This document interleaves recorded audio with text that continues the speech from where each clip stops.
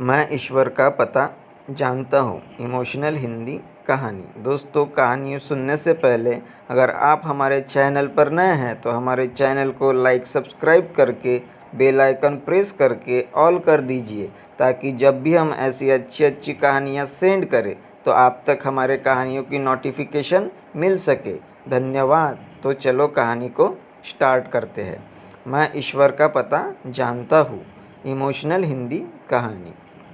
एक बार एक साहूकार को बहुत दिनों से एक अजीब सी बेचैनी हो रही थी। एक रात को उन्हें नींद नहीं आ रही थी तो वह टहलने निकल गए। वह एक पार्क में पहुंचकर एक बेंच पर बैठ गए। तभी एक कुत्ता उनकी चप्पल उठाकर ले गया और वह उसके पीछे पीछे भागे। वह कुत्ता उनकी चप्पल मंदिर की सीढ़ियों पर छोड़कर वहां से भाग गया। सेठ जी जैसे ही चप्पल पहनने लगे, उनके कानों में किसी के रोने की आवाज़ आई।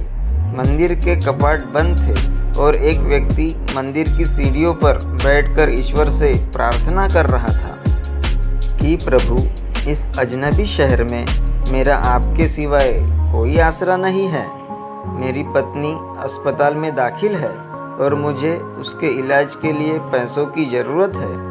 इसलिए प्रभु, कुछ ऐसा करे कि मेरी पत्नी के इलाज के लिए पैसों का प्रबंध हो जाए।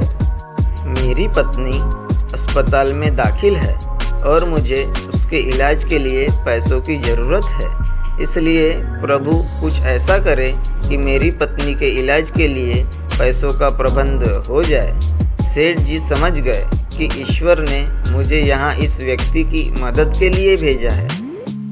सेठ जी उसके पास जाकर बोले, जब तुम ईश्वर से प्रार्थना कर रहे थे तब मैंने तुम्हारी बात सुन ली थी। सेठ जी ने अपनी जेब से पैसे निकालकर उस व्यक्ति को दिए।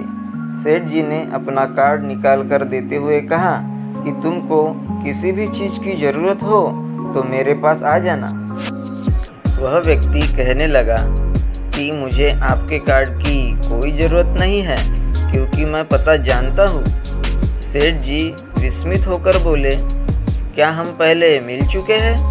वह व्यक्ति बोला कि मैं आपकी बात नहीं कर रहा।